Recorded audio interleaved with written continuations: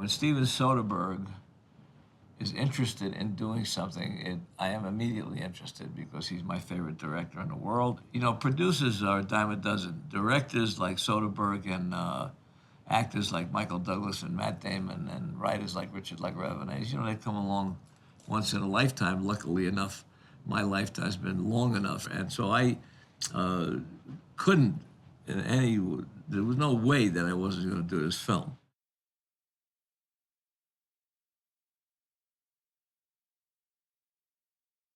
Michael Douglas is playing Liberace, and it's a very, very extraordinary role for an actor to play. And for an actor to play Liberace is a big chance. And Michael does Liberace better than Liberace did Liberace. He's just a wonderful actor, and he understands music, and he just got himself into it. He's really become Liberace. He's morphed into Liberace.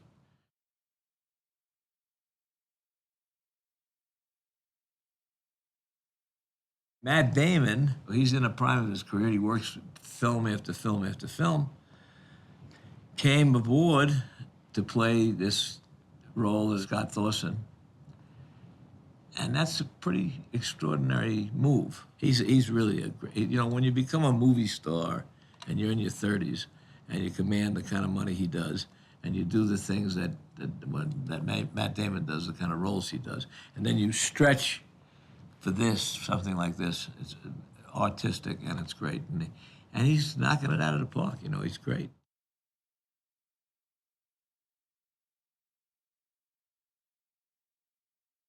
There was a museum here called the Liberace Museum, the Liberace Foundation.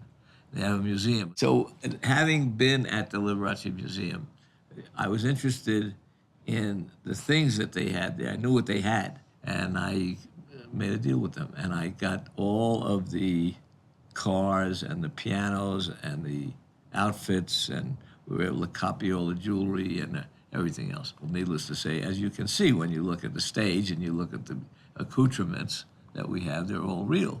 And when I used to go to Liberace's house in real life, in real time, for dinner, he was a great host. And he served, when we got to his house, we used to go in through the garage. And we stopped in the garage because the garage was the bar, and the bar was the Rolls Royce, the one he brings out on the stage. And he used to serve us champagne. We used to sit in the back seat of the Rolls Royce, and the butler would bring champagne in. So he was flamboyant, you know. He was flamboyant before Elton John was flamboyant. He was flamboyant before Madonna, and he was flamboyant before Lady Gaga. He was an original. He was the original.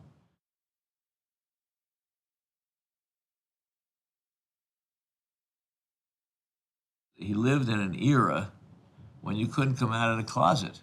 If you were gay, you hid it, and you never told anybody. One of the reasons I was happy to make this film was to show the progression of of the human race and of our country and of the people in the world about this subject.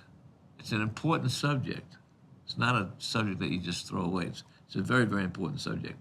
And we know that there's been a lot of debate on it. We know there's people on both sides of it. And that's good. You know, that's all healthy. There's nothing wrong with it. But I think that showing this torment that this man went through because he couldn't go out into the world and say, look at me, look at this, we're together, is an important statement, because it's much better now in a lot of places. So I'm happy about that. I'm happy to show that. Happy to put my name on that.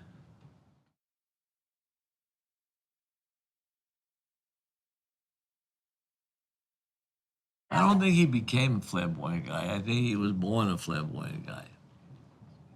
He had this interesting relationship with his mother, and which we go into in the film extensively. And he was flamboyant. That's just who he was. He didn't go out there to become that. He was that. Well, he wore things and did things and liked colors that nobody else would touch. It wouldn't go near. I mean, who wears beaded suits on the? You know, he wear them on the street, not just in the show. His clothes at home were just as flamboyant as his clothes on a stage. They really were.